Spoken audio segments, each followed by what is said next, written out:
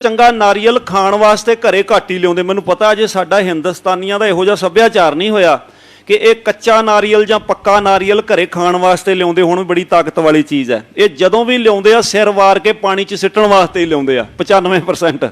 ਔਰ ਕਰੋੜਾਂ ਰੁਪਏ ਦੇ ਨਾਰੀਅਲ ਸਾਡੇ ਵਿਅਰਥ ਜਾਂਦੇ ਨੇ ਤੇ ਪ੍ਰਵਾਸੀ ਮਜ਼ਦੂਰ ਇਹ ਤੋਂ ਵਪਾਰ ਕਰ ਲੈਂਦੇ ਨੇ। ਉਹ ਕਹਿੰਦੇ ਅਸੀਂ ਕਿਹੜਾ ਖਾਣਾ, ਇਹਨਾਂ ਨੂੰ ਹੀ ਖਵਾਉਣਾ। ਇਹੀ ਪਾਗਲ ਨੇ, ਇਹਨਾਂ ਤੋਂ ਹੀ ਪੈਸੇ ਲੈ ਲਓ। ਪਹਿਲਾਂ 20 ਰੁਪਏ ਦਾ ਖਰੀਦਿਆ, ਫਿਰ 40 ਰੁਪਏ ਦੀਆਂ ਉਹਦੀਆਂ ਗਿਰੀਆਂ ਫਿਰ ਖਾਧੀਆਂ, 60 ਰੁਪਏ ਪੱਲਿਓਂ ਗਏ। ਇਹ ਜਿਹੜਾ ਪਖੰਡ ਸੀ, ਖਾਸ ਕਰਕੇ ਜਦੋਂ ਅਸੀਂ ਅੰਮ੍ਰਿਤ ਵੇਲੇ ਜਾਪ ਸਾਹਿਬ ਪੜ੍ਹਦੇ ਹਾਂ ਤੇ ਗੁਰੂ ਗੋਬਿੰਦ ਸਿੰਘ ਮਹਾਰਾਜ ਜੀ ਦਾ ਜਾਪ ਸਾਹਿਬ ਵਿੱਚ ਵੀ ਇਹ ਬਚਨ ਆਉਂਦਾ, ਨਮੋ ਮੰਤਰ ਮੰਤਰੰ, ਨਮੋ ਜੰਤਰ ਜੰਤਰੰ, ਨਮੋ ਇਸ਼ਟ ਇਸ਼ਟ, ਨਮੋ ਤੰਤਰ ਤੰਤਰੰ। ਐ ਪ੍ਰਭੂ ਤੇਰਾ ਨਾਮ ਹੀ ਜੰਤਰਾਂ ਤੋਂ ਵੱਡਾ ਜੰਤਰ ਹੈ, ਮੰਤਰਾਂ ਤੋਂ ਵੱਡਾ ਮੰਤਰ ਹੈ, ਤੰਤਰਾਂ ਤੋਂ ਵੱਡਾ ਤੰਤਰ ਹੈ।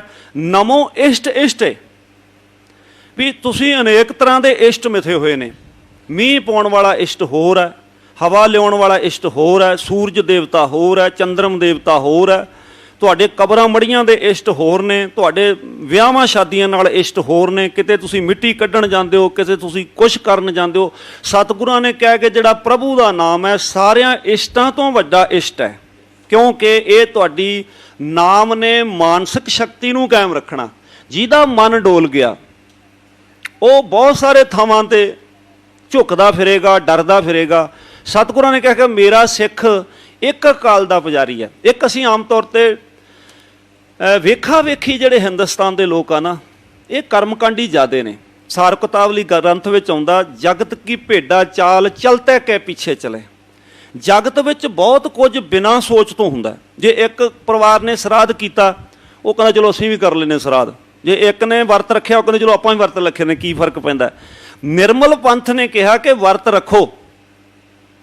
ਜੇ ਤਾਂ ਸਰੀਰ ਦੀ ਤੰਦਰੁਸਤੀ ਵਾਸਤੇ ਰੱਖਣਾ ਤੇ ਫਿਰ ਹਰ ਹਫ਼ਤੇ ਇੱਕ ਦਿਨ ਸਰੀਰ ਲਈ ਰੱਖ ਲੈਣਾ ਚਾਹੀਦਾ, ਚੰਗੀ ਗੱਲ ਹੈ।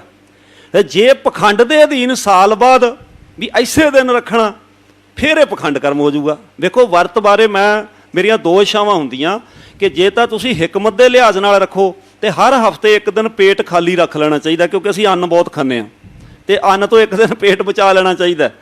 ਪਰ ਜੇ ਤੁਸੀਂ ਕਰਮਕਾਂਡ ਦੇ ਅਧੀਨ ਰੱਖਦੇ ਹੋ, ਫਿਰ ਇਹਦਾ ਇੱਕ ਪਿਛੋਕੜ ਹੈ। ਸਤੀ ਦੀ ਪ੍ਰਥਾ ਨੂੰ ਭਾਰਤ ਦੇ ਲੋਕ ਬੰਦ ਨਹੀਂ ਕਰ ਸਕੇ। ਇਹਦੇ ਸਾਹਮਣੇ ਸਾਡੇ ਉਹ ਪੁਰਾਣੇ ਵੱਡੇ ਵਡੇਰੇ ਹਾਰ ਗਏ। ਗੁਰੂ ਸਾਹਿਬਾਂ ਨੇ ਵਾਰ-ਵਾਰ ਜਾਗਰਤ ਕੀਤਾ, ਸਤੀਆਂ ਇਹ ਨਾ ਆਖੀਆਂ ਜੇ ਮੜੀਆਂ ਲੱਗ ਜਲਨ, ਸਤੀਆਂ ਸੇਈ ਨਾਨਕਾ ਜੇ ਬਿਰਹੋਂ ਚੋਟ ਮਰਾ। ਦੁਨੀਆ ਦੇ ਲੋਕੋ, ਜਿਨ੍ਹਾਂ ਨੂੰ ਤੁਸੀਂ ਧੱਕੇ ਨਾਲ ਅੱਗ ਵਿੱਚ ਸਾੜ ਦਿੰਦੇ ਹੋ, ਇਹ ਸਤੀਆਂ ਨਹੀਂ ਆ। ਸਤੀਆਂ ਉਹ ਆ ਜੋ ਪ੍ਰਭੂ ਦੇ ਵਿਛੋੜੇ ਵਿੱਚ ਤੇ ਪਤੀ ਦੇ ਵਿਛੋੜੇ ਵਿੱਚ ਜਿਉਂਦੀਆਂ ਨੇ, ਉਹ ਸਤੀਆਂ ਨੇ। ਪਰ ਜਦੋਂ ਇਹ ਰਸਮ ਨਾ ਰੁਕੀ ਤੇ ਬੀਬੀਆਂ ਮਾਈਆਂ ਨੇ ਕਿਸੇ ਸਿਆਣੇ ਕੋਲੋਂ ਪੁੱਛਿਆ ਵੀ ਪਤੀ ਦੀ ਲੰਬੀ ਉਮਰ ਕਿਵੇਂ ਹੋ ਸਕਦੀ ਹੈ। ਉਹਨੂੰ, ਮੇਰੇ ਵਰਗੇ ਨੂੰ ਕੋਈ ਗੱਲ ਤੇ ਚੰਗੀ ਔੜੀ ਨਾ, ਉਹਨੇ ਇਹ ਵਰਤ ਰੱਖਣ ਦੀ ਪਿਰਤ ਪਾ ਦਿੱਤੀ ਕਿ ਇਹ ਵਰਤ ਰੱਖਣ ਦੇ ਨਾਲ ਉਹਨਾਂ ਦੀ ਉਮਰ ਲੰਬੀ ਹੋ ਜੂਗੀ। ਅਸਲ ਵਿੱਚ ਇਹਦੇ ਪਿੱਛੇ ਇੱਕ ਡਰ ਹੈ। ਉਹ ਡਰ ਹੁਣ ਰਸਮ ਵੀ ਨਹੀਂ ਹੈਗੀ, ਹੁਣ ਇੱਕ ਫੈਸ਼ਨ ਹੈ। ਕਿਸੇ ਸਮੇਂ ਡਰ ਵਿੱਚੋਂ ਪੈਦਾ ਹੋਇਆ, ਹੁਣ ਇਹ ਫੈਸ਼ਨ ਵਿੱਚੋਂ ਪੈਦਾ ਹੋਇਆ ਵੀ ਚਲੋ ਸ਼ਾਮ ਨੂੰ ਵਾਹਵਾ ਫਲ ਫਰੂਟ ਮਿਲ ਜਾਂਦਾ, ਨਾਲੇ ਇੱਜ਼ਤ ਮਾਣ ਘਰ 'ਚ ਹੁੰਦੀ ਹੈ ਤੇ ਨਾਲੇ ਵਿਹਲੇ ਬੈਠੇ ਰਹੀਦਾ। ਆਪੇ ਚੰਦਰਮਾ ਚੜ੍ਹਨਾ, ਉਹਨੇ ਚੜ੍ਹਨਾ, ਵੇਖ ਵੂ ਕੇ ਛਕ ਛਕਾ ਲਵਾਂਗੇ। ਹੁਣ ਇਹ ਫੈਸ਼ਨ ਅਧੀਨ ਹੋ ਰਿਹਾ, ਹੁਣ ਡਰ ਅਧੀਨ ਨਹੀਂ ਹੋ ਰਿਹਾ। ਪਰ ਇਹ ਵੇਖਾ ਵੇਖੀ ਹੈ, ਇਹ ਪਖੰਡ ਕਰਮ ਹੈ। ਕਿਉਂਕਿ ਗੁਰੂ ਸਾਹਿਬ ਕਹਿੰਦੇ ਕਿ ਛੋੜੇ ਅੰਨ ਕਰੇ ਪਖੰਡ। ਇਹ ਅੰਨ ਛੱਡ ਕੇ ਜਿਹੜਾ ਪਖੰਡ ਕਰਮ ਕਰਨਾ, ਇਹ ਗਲਤ ਹੈ। ਸਰਾਧ ਦਾ ਫਲਸਫਾ ਸਾਡਾ ਨਹੀਂ ਹੈ, ਕਿਉਂਕਿ ਗੁਰੂ ਸਾਹਿਬਾਂ ਨੇ ਉਪਦੇਸ਼ ਦਿੱਤਾ, ਜਿਉਂਦੇ ਪਿੱਤਰ ਨਾ ਮਾਨੇ ਕੋ ਮੂਏ ਸਰਾਧ ਕਰਾਈ। ਇਹ ਦੂਸਰੇ ਮਜ਼ਹਬ ਵਿੱਚ ਹੈ, ਸਾਡੇ ਵਿੱਚ ਨਹੀਂ ਹੈ। ਪਰ ਕਿਉਂ ਨਹੀਂ ਆ, ਅਸਲ ਮੁੱਦਾ ਇਹ ਹੈ ਕਿ ਜਿਹੜਾ ਖੀਰ ਕੜਾ, ਇਹ 5 ਭੂਤਕ ਸਰੀਰ ਦੀ ਖੁਰਾਕ ਹੈ। ਜੇ 5 ਤੱਤ ਇਕੱਠੇ ਨੇ ਨਾ, ਹੁਣ ਆਪਾਂ ਚਾਹ ਵੀ ਪੀਤੀ ਆ, ਬਿਸਕੁਟ ਵੀ ਖਾਧੀ ਆ, ਤੇ ਆਪਾਂ ਕਹੀਏ ਆਪਾਂ ਮੁਰਦੇ ਦੀ ਯਾਦ ਵਿੱਚ ਬਿਸਕੁਟ ਖਾਣੇ ਆ, ਤੇ 5 ਭੂਤਕ ਸਰੀਰ ਹੀ ਨਹੀਂ ਹੈ, ਬਿਸਕੁਟ ਕਿੱਥੇ ਜਾਣੇ? ਉਹ ਤਾਂ ਜਾਂ ਤੁਹਾਡੇ ਪੇਟ 'ਚ ਜਾਣੇ ਜਾਂ ਮੇਰੇ ਪੇਟ 'ਚ ਜਾਣੇ। ਮਤਲਬ ਜਿਹੜਾ ਸਿੱਖ ਮਤ ਨੇ, ਸਿੱਖ ਫਲਸਫੇ ਨੇ, ਸਿੱਖ ਕਲਚਰ ਨੇ, ਇਸ ਲਈ ਨਹੀਂ ਵਰਜਿਆ ਕਿ ਹਿੰਦੁਸਤਾਨ ਦੇ ਲੋਕ ਸਰਾਧ ਕਰਦੇ ਨੇ। ਇਸ ਲਈ ਵਰਜਿਆ ਗਿਆਨ ਦੇ ਆਧਾਰ 'ਤੇ ਕਿ ਖੀਰ ਕੜਾ 5 ਤੱਤਾਂ ਦੀ ਖੁਰਾਕ ਹੈ। ਜੇ 5 ਭੂਤਕ ਸਰੀਰ ਹੈ ਤੇ ਬਜ਼ੁਰਗ ਤੇ ਵਿਚਾਰੇ ਮਰ ਗਏ ਨੇ, ਕਿਸੇ ਦਾ ਦਾਦਾ, ਕਿਸੇ ਦਾ ਨਾਨਾ, ਉਹ ਜਾਂ ਪਾਣੀ 'ਚ ਰੋੜ ਦਿੱਤਾ ਜਾਂ ਅਗਨ ਭੇਟ ਕਰ ਦਿੱਤਾ, ਉਹਨੇ ਹੁਣ ਖੀਰ ਜਾਂ ਕੜਾ ਨਹੀਂ ਖਾਣਾ। ਮੇਰਾ ਦੂਸਰੀ ਗੱਲ ਹੁੰਦੀ ਹੈ ਵੀ ਕਈਆਂ ਦੇ ਦਾਦੇ ਨਾਨੇ ਸ਼ੂਗਰ ਰੋਗ ਨਾਲ ਮਰੇ ਨੇ। ਫਿਰ ਤੁਸੀਂ ਮਿੱਠੀਆਂ ਜਲੇਬੀਆਂ, ਮਿੱਠੇ ਲੱਡੂ, ਮਿੱਠਾ ਕੜਾਹ, ਮਿੱਠੀ ਖੀਰ, ਜਿਹਨੂੰ ਜਿਉਂਦੇ ਨੂੰ ਖੰਡ ਖਾਣ ਤੋਂ ਵਰਜ ਦਿੱਤਾ, ਉਹਨੂੰ ਮਰੇ ਨੂੰ ਖੰਡ ਖਵਾ ਕੇ ਪੁੰਨ ਕਰਦੇ ਹੋ ਕਿ ਪਾਪ ਕਰਦੇ ਹੋ? ਕਿਉਂਕਿ ਗੁਰੂ ਦੇ ਸਿੱਖ ਹੋ, ਗੁਰੂ ਦਾ ਸਿੱਖ ਤੇ ਜਾਗਰਤ ਹੋਣਾ ਚਾਹੀਦਾ। ਅਕਲੀ ਸਾਹਿਬ ਸੇਵੀ ਅਕਲੀ ਪਾਈਏ ਮਾਣ। ਜਿਸ ਬੰਦੇ ਨੂੰ ਜਿਉਂਦੇ ਨੂੰ ਖੰਡ ਵਰਜ ਦਿੱਤੀ, ਉਹਨੂੰ ਮਰੇ ਨੂੰ ਖੰਡ ਖੋਣੀ ਵੀ ਪਾਪ ਹੈ, ਕਿਉਂਕਿ ਉਹਨੂੰ ਸ਼ੂਗਰ ਰੋਗ ਨਾਲ ਉਹਦੀ ਤਾਂ ਮੌਤ ਸ਼ੂਗਰ ਰੋਗ ਕਾਰਨ। ਖੈਰ ਇੱਕ ਸਰਲ ਜੀ ਗੱਲ ਹੈ, ਸਰਾਧਾਂ ਦੇ ਦਿਨਾਂ ਵਿੱਚ ਵੇਖਾ ਵੇਖੀ ਦੀ ਗੱਲ, ਮੈਂ ਉਸ ਤੋਂ ਅੱਗੇ ਚੱਲਾਂਗਾ। ਇੱਕ ਜੱਟ ਚਲਾ ਗਿਆ ਪੰਡਤ ਕੋਲੇ, ਕਹਿੰਦਾ ਮੈਂ ਬਾਪੂ ਦਾ ਸਰਾਧ ਕਰਨਾ। ਪੰਡਤ ਜੀ ਨੇ ਕਿੰਨਾ ਸਾਰਾ ਸਮਾਨ ਲਿਖਾਤਾ, ਜੱਟ ਮੁੱਕਰ ਗਿਆ, ਕਹਿੰਦਾ ਮੈਂ ਨਹੀਂ ਕਰਨਾ, ਕੋਈ ਨਾ ਰਹਿਣ ਦੇ। ਪੰਡਤ ਜੀ ਵਿਹਲੇ ਬੈਠੇ ਸੀ, ਕਹਿੰਦੇ ਮੁੜਿਆ ਇੱਕ ਸਸਤਾ ਕੰਮ ਵੀ ਹੈਗਾ, ਇੱਕ ਸਰਾਧਣੀ ਹੁੰਦੀ, ਤੂੰ ਸਰਾਧਣੀ ਕਰ ਲਾ। ਉਹਨੂੰ ਪਤਾ ਨਹੀਂ ਸੀ, ਕਹਿੰਦਾ ਸਰਾਧਣੀ 'ਚ ਕਿੰਨਾ ਖਰਚਾ ਹੋਊ, ਕਹਿੰਦਾ ਪਾਈਆ ਕ ਖੀਰ ਬਣਾ ਲਈ, ਅੱਧ ਪਾ ਕੜਾਹ ਬਣਾ ਲਈ, ਪੈਸਾ ਕ ਭੇਟਾ ਦੇ ਦੀ, ਜੇ ਮੀਟਰ ਕੱਪੜਾ ਦੇਣਾ ਦੇ ਦੀ, ਨਹੀਂ ਦੇਣਾ ਨਾ ਦੇਈ। ਜੱਟ ਦਾ ਵੀ ਮਨ ਬਣ ਗਿਆ ਵੀ ਨਾਲੇ ਬਾਪੂ ਖੁਸ਼ ਹੋ ਜੂ, ਨਾਲੇ ਸਰਾਧ ਖਵਾਇਆ ਜਾਊ, ਨਾਲੇ ਲੋਕੀ ਖਵਾਈ ਜਾਂਦੇ, ਚੱਲ ਆਪਣੀ ਸਰਾਧਣੀ ਵੀ ਵਿੱਚ ਨਿਕਲ ਜਾਊ। ਮਿੱਥੇ ਦਿਨ ਤੇ ਪੰਡਤ ਜੀ ਖਾਣ ਆ ਗਏ। ਜਦੋਂ ਖੀਰ ਕੜਾਹ ਖਾ ਲਿਆ, ਜੱਟ ਕਹਿੰਦਾ ਪੰਡਤ ਜੀ ਕੋਈ ਮੰਤਰ ਮੁੰਤਰ ਨਹੀਂ ਪੜ੍ਹਨਾ। ਪੰਡਤ ਜੀ ਨੇ ਸੋਚਿਆ ਭੋਲਾ ਭਾਲਾ ਬੰਦਾ, ਪਹਿਲੀ ਵਾਰ ਸਾਮੀ ਫਸੀ ਹੈ, ਇਹਦਾ ਵੀ ਮਨ ਪੱਕਾ ਕਰ ਦਈਏ। ਕਹਿੰਦਾ ਆਪਾਂ ਦੋਵੇਂ ਰਲ ਕੇ ਮੰਤਰ ਪੜ੍ਹਦੇ ਹਾਂ। ਉਹ ਕਹਿੰਦਾ ਵੀ ਸਾਡੇ ਖਾਨਦਾਨ 'ਚ ਤਾਂ ਕਦੀ ਕਿਸੇ ਨੇ ਮੰਤਰ ਕੋਈ ਪੜ੍ਹਿਆ ਨਹੀਂ। ਉਹ ਕਹਿੰਦਾ ਤੂੰ ਨਕਲ ਮਾਰਨੀ ਆ, ਮੈਂ ਅੱਗੇ ਅੱਗੇ ਬੋਲੀ ਜਾਊਂ, ਤੂੰ ਪਿੱਛੇ ਪਿੱਛੇ ਬੋਲੀ ਜਾਈਂ। ਤੇ ਨਕਲ ਮਾਰਨ ਨੂੰ ਪੰਜਾਬੀ ਸ਼ੇਰ ਨੇ, ਇਹਨਾਂ ਨੂੰ ਕਹਿ ਦੇਵੇ ਨਕਲ ਮਾਰ ਕੇ, ਭਾਵੇਂ ਇਹਨਾਂ ਕੋਲੋਂ ਐਮਏ ਫਾਰਸੀ ਦੀ ਕਰਾ ਲਓ, ਭਾਵੇਂ ਪੰਜਾਬੀ ਵੀ ਨਾ ਆਉਂਦੀ ਹੋਵੇ, ਵੇਖ ਕੇ ਲਕੀਰਾਂ ਵਾਹ ਦੇਣਗੇ। ਦੋਵੇਂ ਜਾਣੇ ਚੌਕੜੀ ਮਾਰ ਕੇ ਬੈਠ ਗਏ। ਪੰਡਤ ਜੀ ਬੋਲੇ, ਕਹਿੰਦੇ ਬੋਲ ਜੱਟਾ ਮਿਸ਼ਟਾ ਦਾਨ ਸਵਾਹਾ। ਹੁਣ ਮਿਸ਼ਟਾ ਕਹਿੰਦੇ ਮਿੱਠੇ ਨੂੰ, ਸਵਾਹਾ ਕਹਿੰਦੇ ਸਵਾ ਗੁਣਾ ਨੂੰ। ਤੇ ਜੱਟ ਨੇ ਨਕਲ ਮਾਰੀ, ਕਹਿੰਦਾ ਬੋਲ ਜੱਟਾ ਮਿਸ਼ਟਾ ਦਾਨ ਸਵਾਹਾ। ਉਹ ਪੰਡਤ ਜੀ ਕਹਿੰਦੇ ਓਏ ਭਲਿਆ ਮਾਨਸਾ, ਤੂੰ ਬੋਲ ਜੱਟਾ ਨਹੀਂ ਕਹਿਣਾ। ਜੱਟ ਕਹਿੰਦਾ ਓਏ ਭਲਿਆ ਮਾਨਸਾ, ਤੂੰ ਬੋਲ ਜੱਟਾ ਨਹੀਂ ਕਹਿਣਾ। ਪੰਡਤ ਕਹਿੰਦਾ ਤੂੰ ਪਾਗਲ ਹੈ। ਜੱਟ ਕਹਿੰਦਾ ਤੂੰ ਪਾਗਲ ਹੈ। ਪੰਡਤ ਜੀ ਨੂੰ ਗੁੱਸਾ ਆਇਆ, ਉਹਨੇ ਘਸੁੰਨ ਮਾਰਤਾ। ਜੱਟ ਨੇ ਸੋਚਿਆ ਹੁਣ ਮੇਰੀ ਵਾਰੀ ਆ, ਉਹਨੇ ਵੀ ਤਾੜ ਕਰਦਾ ਘਸੁੰਨ ਮਾਰਤਾ। ਪੰਡਤ ਜੀ ਨੇ ਜੱਟ ਢਾਲਿਆ ਤੇ ਜੱਟ ਢਹਿ ਗਿਆ ਵੀ ਇਹ ਸ਼ਾਇਦ ਰਸਮੀ ਹੋਣੀ ਆ। ਪੰਡਤ ਜੀ ਨੇ 5-7 ਘਸੁੰਨ ਮਾਰੇ। ਜਦੋਂ ਪੰਡਤ ਜੀ ਥੱਕ ਗਏ, ਜੱਟ ਨੇ ਸੋਚਿਆ ਹੁਣ ਮੇਰੀ ਵਾਰੀ ਆ। ਉਹਨੇ ਪਲਟੀ ਮਾਰ ਕੇ ਪੰਡਤ ਜੀ ਢਾਲੇ। ਉਹਨੇ ਵੀ ਟਕਾ ਟਕਾ ਕੇ ਉਹੀ 7 ਘਸੁੰਨ ਮਾਰੇ। ਪੰਡਤ ਜੀ ਸਿਆਣੇ ਸੀ, ਉਹਨਾਂ ਨੇ ਸੋਚਿਆ ਵੀ ਇਹ ਗੁੱਸਾ ਨਹੀਂ ਕਰਦਾ, ਨਕਲ ਕਰਦਾ, ਜੋ ਮੈਂ ਕਰੀ ਜਾਂਦਾ ਇਹ ਕਰੀ ਜਾਂਦਾ। ਪੰਡਤ ਜੀ ਨੇ ਫੇਰ ਸਿਆਣਪਨਾ, ਕਹਿੰਦੇ ਵੀ ਬਸ ਬਸ ਬਸ। ਤੇ ਜੱਟ ਉੱਤੇ ਬੈਠੇ ਕਹਿੰਦਾ ਵੀ ਬਸ ਬਸ ਬਸ।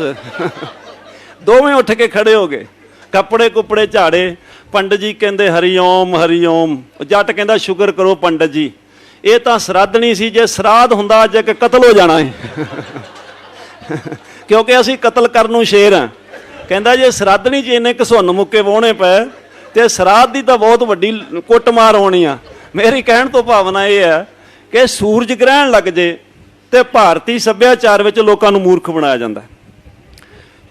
ਗ੍ਰਹਿਆਂ ਦੇ ਨਾਂ ਤੇ ਭਾਰਤੀਆਂ ਨੂੰ ਲੁੱਟਿਆ ਗਿਆ, ਚੰਦਰਮਾ ਗ੍ਰਹਿਣ ਦੇ ਨਾਂ ਤੇ ਭਾਰਤੀਆਂ ਨੂੰ ਲੁੱਟਿਆ ਗਿਆ। ਕਿਉਂਕਿ ਲੁੱਟਣ ਵਾਲਾ ਜਿਹੜਾ ਉਹ ਸ਼ਾਤਰ ਹੈ, ਉਹਨੂੰ ਪਤਾ ਕਿ ਕਿਸ ਭਰਮ ਨਾਲ ਲੋਕਾਂ ਨੂੰ ਲੁੱਟਿਆ ਜਾ ਸਕਦਾ। ਔਰ ਇਹ ਭਰਮ ਪੱਤਰੀਆਂ ਦੇ ਨਾਂ ਤੇ ਸਮਾਜ ਵਿੱਚ ਫੈਲਿਆ। ਮੈਂ ਬੇਨਤੀ ਜ਼ਰੂਰ ਕਰਾਂਗਾ, ਕਿਸੇ ਮਜ਼ਹਬ ਦੇ ਵਿੱਚ ਟੇਵਾ ਬਣਾਉਣਾ ਉਹਨਾਂ ਦਾ ਧਰਮ ਹੋ ਸਕਦਾ, ਪਰ ਨਾਨਕ ਨਿਰਮਲ ਪੰਥ ਦੇ ਵਿੱਚ ਟੇਵੇ ਪੱਤਰੀਆਂ ਦਾ ਕੋਈ ਵਿਧੀ ਵਿਧਾਨ ਨਹੀਂ ਹੈਗਾ।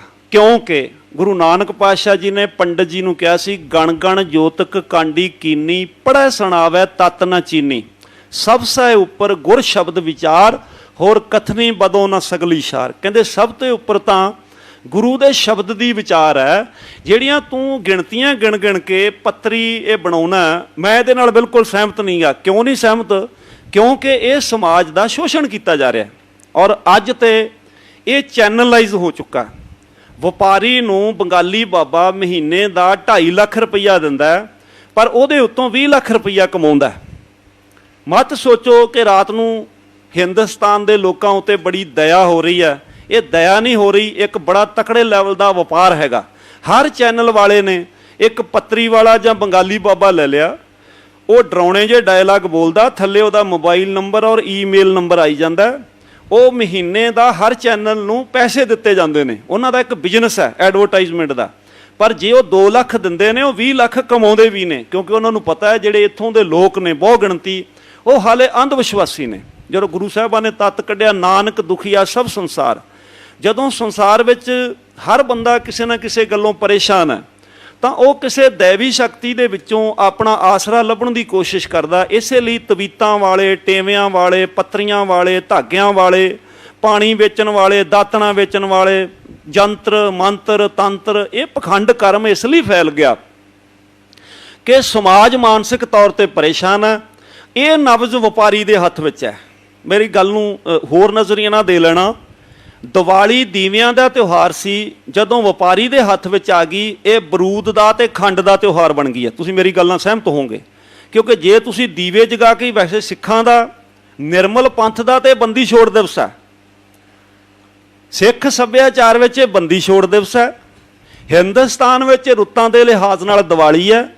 ਦੀਵਾਲੀ ਦਾ ਅਰਥ ਦੀਵਿਆਂ ਵਾਲੀ ਹੈ, ਪਰ ਹੁਣ ਇਹ ਪਟਾਕਿਆਂ ਵਾਲੀ ਤੇ ਜਿਹੜੀ ਆ ਖੰਡ ਵਾਲੀ ਬਣ ਗਈ। ਔਰ ਅਰਬਾਂ ਰੁਪਏ ਦਾ ਵਪਾਰ, ਜਿਹੜਾ ਵਪਾਰੀ ਨੂੰ ਪਤਾ ਕਿ ਲੋਕਾਂ ਦਾ ਸ਼ੋਸ਼ਣ ਕਿਵੇਂ ਕਰਨਾ। ਜੇ ਤੁਸੀਂ ਦੀਵਿਆਂ ਵਾਲੀ ਮਨਾਉਣੀ ਹੋਵੇ ਤੇ 50 ਪੈਸੇ ਦਾ ਦੀਵਾ ਤੁਸੀਂ 20 ਰੁਪਈਆਂ ਦੇ ਦੀਵੇ ਲਿਆਓਗੇ ਤੇ 10 ਦਾ ਸਰੋਂ ਦਾ ਤੇਲ ਪਾ ਕੇ ਤੁਸੀਂ ਤਾਂ 30 ਰੁਪਈਏ 'ਚ ਦੀਵਾਲੀ ਮਨਾ ਕੇ ਤੇ ਆਰਾਮ ਨਾਲ ਬਹਿ ਗਏ। ਪਰ ਤੁਹਾਨੂੰ ਤੇ ਇਹ 30,000 ਵਿੱਚ ਪੈਣੀ ਚਾਹੀਦੀ ਹੈ, ਜਾਂ 3,000 'ਚ, ਜਾਂ 13,000 'ਚ ਪੈਣੀ ਚਾਹੀਦੀ ਹੈ। ਜਿਹੜੇ ਘਰ ਵਿੱਚ ਸ਼ੂਗਰ ਦੇ ਮਰੀਜ਼ ਵੀ ਆ, ਉਹ ਵੀ ਧੜਾ ਧੜ ਖੰਡ ਵਾਲੇ ਡੱਬੇ ਚੱਕੀ ਆਉਂਦੇ ਤੇ ਦੇਈ ਜਾਂਦੇ ਤੇ ਲਈ ਜਾਂਦੇ ਆ, ਭਾਵੇਂ ਬਾਅਦ 'ਚੋਂ ਕੰਮ ਵਾਲਿਆਂ ਨੂੰ ਚੁਕਾਉਣ, ਪਰ ਘਰੇ ਉਹਨਾਂ ਨੇ ਡੱਬੇ ਇਕੱਠੇ ਕਰ ਲੈਣੇ, ਕਿਉਂਕਿ ਪਿੱਛੇ ਵਪਾਰੀ ਬੈਠਾ। ਇਸ ਵਕਤ ਸਾਡੇ ਅੰਧ ਵਿਸ਼ਵਾਸਾਂ ਦੇ ਪਿੱਛੇ ਵੀ ਵਪਾਰੀ ਬੈਠਾ ਹੋਇਆ, ਔਰ ਵਪਾਰੀ ਕਦੇ ਵੀ ਲੋਕਾਂ ਦੀ ਮਾਨਸਿਕਤਾ ਨੂੰ ਬਦਲ ਨਹੀਂ ਦਿੰਦਾ ਹੁੰਦਾ, ਉਹ ਡਰ ਪਾ ਕੇ ਲੁੱਟਦਾ ਹੁੰਦਾ।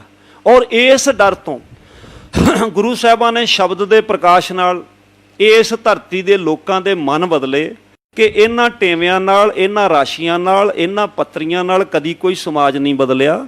ਜੋ ਸਾਨੂੰ ਦੱਸਿਆ ਜਾਂਦਾ ਵੀ ਬਿਰਖ ਰਾਸ਼ੀ ਵਾਲੇ ਚੜ੍ਹਦੇ ਪਾਸੇ ਨਾ ਜਾਇਓ, ਮੀਨ ਵਾਲੇ ਲਹਿੰਦੇ ਪਾਸੇ ਨਾ ਜਾਇਓ।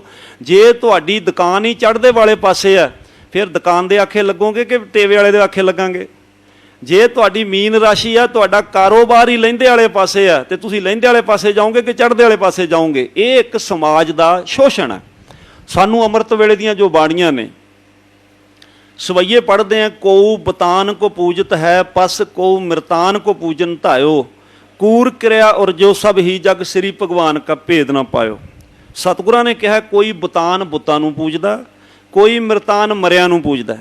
ਇਹ ਝੂਠੀ ਕਿਰਿਆ ਵਿੱਚ ਜੱਗ ਉਲਝਿਆ ਹੋਇਆ ਤੇ ਕਿਸੇ ਨੇ ਭਗਵਾਨ ਦਾ ਭੇਦ ਨਹੀਂ ਪਾਇਆ। ਹੁਣ ਬੁੱਤ ਵੀ ਮਰਿਆਂ ਦੇ ਹੁੰਦੇ ਆ ਤੇ ਮਿਰਤਾਨ ਵੀ ਮਰੇ ਹੁੰਦੇ ਆ।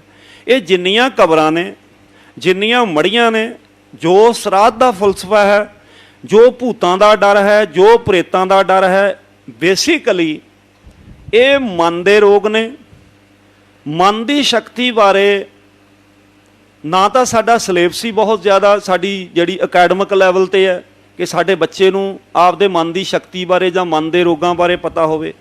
ਇਹਨਾਂ ਡਰਾਂ ਦੇ ਵਿੱਚੋਂ ਵਪਾਰੀ ਨੇ ਸ਼ੋਸ਼ਣ ਜ਼ਰੂਰ ਕੀਤਾ। ਇਸ ਲਈ ਸਤਿਗੁਰਾਂ ਨੇ ਕਿਹਾ ਕਿ ਨਾ ਮੇਰਾ ਸਿੱਖ ਕਬਰ ਨੂੰ ਮੰਨੇਗਾ, ਦੁਬਦਾ ਨਾ ਪੜੋ, ਹਰ ਬਿਨ ਹੋਰ ਨਾ ਪੂਜੋ, ਮੜੇ ਮਸਾਨ ਨਾ ਜਾਈ। ਸਤਿਗੁਰਾਂ ਦਾ ਗੁਰੂ ਗ੍ਰੰਥ ਸਾਹਿਬ ਉਪਦੇਸ਼ ਹੈ ਵੀ ਦੁਬਦਾ ਵਿੱਚ ਨਹੀਂ ਹਾਂ ਨਾ ਮੈਂ ਕਿਸੇ ਮੜੀ ਮਸਾਨ ਜਾਵਾਂਗਾ, ਕਿਉਂਕਿ ਮੜੀ ਮਸਾਨ ਮੁਰਦਿਆਂ ਦੇ ਹੁੰਦੇ ਆ ਤੇ ਮੁਰਦੇ ਕਦੀ ਕਿਸੇ ਨੂੰ ਡਰਾਉਂਦੇ ਨਹੀਂ ਹੁੰਦੇ। ਇਹ ਸਾਡੀ ਧਰਤੀ ਦੇ ਲੋਕਾਂ ਦੇ ਡਰ ਨੇ। ਮੈਂ ਫਿਰ ਬੇਨਤੀ ਕਰਦਾ, ਇਹ ਡਰ ਸਾਡੇ ਕਲਚਰ ਦੇ ਵਿੱਚ ਨੇ ਕਿ ਕੋਈ ਭੂਤ ਹੁੰਦਾ, ਕੋਈ ਪ੍ਰੇਤ ਹੁੰਦਾ। ਅਸੀਂ ਮਾਨਸਿਕ ਰੋਗੀਆਂ ਨੂੰ ਭੂਤ ਪ੍ਰੇਤ ਨਾਲ ਜੋੜ ਕੇ ਸਾਡੇ ਧਰਤੀ ਦੇ ਲੋਕ ਜੰਤਰਾਂ ਮੰਤਰਾਂ ਤੰਤਰਾਂ ਪਿੱਛੇ ਲੱਗਦੇ ਨੇ। ਔਰ ਤੁਸੀਂ ਹੈਰਾਨ ਹੋਵੋਗੇ, ਕੱਲੇ ਪੰਜਾਬ ਦੀ ਆਬਾਦੀ 2 ਕਰੋੜ 78 ਲੱਖ ਹੈ 2011 ਦੀ ਜਨਗਣਨਾ ਮੁਤਾਬਕ, ਔਰ ਪੰਜਾਬ ਵਿੱਚ 50 ਲੱਖ ਦੇ ਕਰੀਬ ਮਾਨਸਿਕ ਰੋਗੀ ਨੇ। ਹਿੰਦੁਸਤਾਨ ਵਿੱਚ ਤੇ ਬਹੁਤ ਵੱਡੀ ਤਾਦਾਦ ਹੈ ਨਾ, ਸਾਰੇ ਜੇ ਸਮੁੱਚੀਆਂ ਸਟੇਟਾਂ ਦਾ ਲਾਈਏ। ਮਾਨਸਿਕ ਤੌਰ ਤੇ ਨਾ ਤੇ ਮਾਂ-ਬਾਪ ਆਪਣੇ ਬੱਚਿਆਂ ਦੇ ਨਜ਼ਦੀਕ ਹੁੰਦੇ ਨੇ ਤੇ ਨਾ ਬੱਚੇ ਮਾਂ-ਬਾਪ ਦੇ ਨਜ਼ਦੀਕ ਹੁੰਦੇ ਨੇ। ਸਾਡਾ ਇੱਕ ਦੂਜੇ ਨੂੰ ਸਮਝਣ ਦਾ ਜਿਹੜਾ ਢੰਗ ਆ ਨਾ, ਅਸੀਂ ਸਾਡੀਆਂ ਕਲਪਨਾ ਨੇ। ਮਾਧਵੇ ਕਿਆ ਕਹੀਏ ਭਰਮ ਐਸਾ, ਬੱਚਾ ਰੋਂਦਾ ਅਸੀਂ ਕਹਿੰਦੇ ਕਿਸੇ ਦੀ ਨਜ਼ਰ ਲੱਗ ਗਈ। ਪਹਿਲਾਂ ਸਾਡੀ ਕਲਪਨਾ ਹੀ ਗਲਤ ਹੈ ਕਿ ਨਜ਼ਰ ਵਿੱਚ ਲੱਗਣ ਲਈ ਕੁਛ ਨਹੀਂ ਹੁੰਦਾ। ਫਿਰ ਅਸੀਂ ਮਿਰਚਾਂ ਮਾਰ ਕੇ ਚੁੱਲ੍ਹੇ 'ਚ ਸਿੱਟਦੇ ਵੀ ਨਜ਼ਰ ਹਟ ਗਈ। ਹੁਣ ਬੱਚੇ ਦੇ ਰੋਣ ਦੇ 100 ਕਾਰਨ ਹੋ ਸਕਦੇ ਨੇ। ਉਹਦੇ ਖਾਰਸ਼ ਹੋ ਸਕਦੀ ਆ, ਪੀੜ ਹੋ ਸਕਦੀ ਆ, ਭੁੱਖ ਹੋ ਸਕਦੀ ਆ, ਵੱਧ ਦੁੱਧ ਪੀਤਾ ਹੋ ਸਕਦਾ, ਉਹਦੇ ਅੰਦਰ ਕੋਈ ਇਨਫੈਕਸ਼ਨ ਹੋ ਸਕਦੀ ਆ। ਪਰ ਸਾਡੀ ਮਾਨਸਿਕਤਾ ਜਿਹੜੀ ਆਮ ਲੋਕਾਂ ਦੀ ਹੁੰਦੀ ਆ ਵੀ ਇਹਨੂੰ ਨਜ਼ਰ ਲੱਗ ਗਈ ਆ। ਇਸੇ ਲਈ ਸਾਡੀਆਂ ਕੋਠੀਆਂ ਦੇ ਉੱਤੇ ਨਜ਼ਰ ਵੱਟੂ, ਸਾਡੇ ਟਰੱਕਾਂ ਦੇ ਪਿੱਛੇ ਲਿਖਿਆ ਬੁਰੀ ਨਜ਼ਰ ਵਾਲੇ ਤੇਰਾ ਮੂੰਹ ਕਾਲਾ, ਭਾਵੇਂ ਟਰੱਕ ਧੂਆਂ ਸਿੱਟ ਕੇ ਪਿਛਲਿਆਂ ਸਾਰਿਆਂ ਦਾ ਮੂੰਹ ਕਾਲਾ ਕਰ ਦੇਵੇ, ਪਰ ਫੇਰ ਵੀ ਉਹਨੂੰ ਲਿਖੀ ਬੈਠਾ ਵੀ ਤੁਹਾਡਾ ਮੂੰਹ ਕਾਲਾ, ਮੇਰਾ ਕੁਛ ਨਹੀਂ ਹੈਗਾ, ਵੀ ਮੇਰੇ ਟਰੱਕ ਦਾ ਕੋਈ ਕਸੂਰ ਨਹੀਂ ਜੇ ਕਾਲਾ ਧੂਆਂ ਛੱਡਦਾ। ਤੇ ਨਜ਼ਰ ਇਹਨੂੰ ਕਾਹਦੀ ਲੱਗਣੀ ਆ? 50% ਹਿੰਦੁਸਤਾਨ 'ਚ ਟੁੱਟੇ ਟਰੱਕ ਨੇ। ਫਿਰ ਵੀ ਪਿੱਛੇ ਲਿਖੀ ਬੈਠੇ ਬੁਰੀ ਨਜ਼ਰ ਵਾਲੇ ਤੇਰਾ ਮੂੰਹ ਕਾਲਾ। ਇਹ ਸਾਡੀ ਗਰੀਬ ਮਾਨਸਿਕਤਾ ਹੈ ਇਸ ਧਰਤੀ ਦੇ ਲੋਕਾਂ ਦੀ। ਔਰ ਜੇ ਡਾਕਟਰ ਦੀ ਕੋਠੀ ਦੇ ਉੱਤੇ ਵੀ ਕੋਈ ਇੰਜੀਨੀਅਰ ਦੀ ਕੋਠੀ ਬਣਾਉਂਦਾ, ਉਹ ਵੀ ਕਾਲਾ ਨਜ਼ਰ ਵੱਟੂ, ਕਾਲਾ ਟਾਇਰ, ਕਾਲਾ ਭੂਤਨਾ ਟੰਗਦਾ ਵੀ ਇਹਨੂੰ ਨਜ਼ਰ ਨਾ ਲੱਗ ਜੇ। ਜਦੋਂ ਕਿ 90% ਡਾਕਟਰ ਪੜ੍ਹਦੇ ਨਜ਼ਰ ਵਾਲੀਆਂ ਐਨਕਾਂ ਲੱਗ ਜਾਂਦੀਆਂ ਨੇ, ਉਹਨਾਂ ਨੂੰ ਆਪਣੀ ਪੁਸਤਕ ਵੀ ਐਨਕਾਂ ਤੋਂ ਬਿਨਾਂ ਨਹੀਂ ਦਿੰਦੀ, ਤੇ ਕੋਠੀ ਨੂੰ ਨਜ਼ਰ ਕਿਸੇ ਦੀ ਕਿਵੇਂ ਲੱਗ ਜੂਗੀ? ਹੋ ਹੀ ਨਹੀਂ ਸਕਦਾ।